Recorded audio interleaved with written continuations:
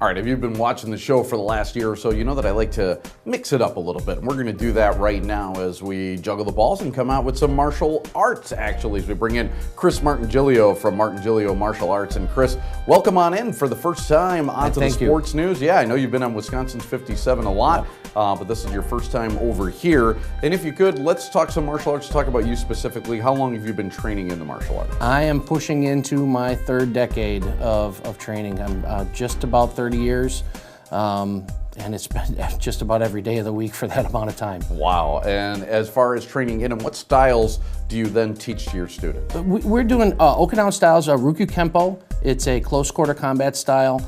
We do Filipino martial arts, so we're doing stick and blade work. I teach Tai Chi and kickboxing.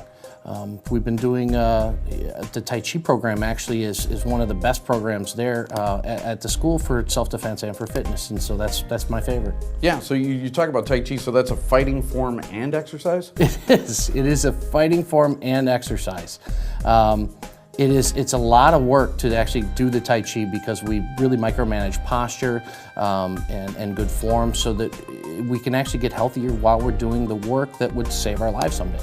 Absolutely. And so now, as far as competitions go, I know a lot of martial arts, they like to do competitions. That's how they kind of grade themselves. Do you do competitions? No, we don't do any competitions. It actually would it would almost upset the balance of what we do in the shop. We'd have to teach differently. This martial arts are self-defense only, and we stay in that context 100% of the time. Nothing flashy, nothing fancy. Everybody can do this. Yeah, and boy, what kind of confidence that's got to give somebody knowing that they can defend themselves in a lot of different situations.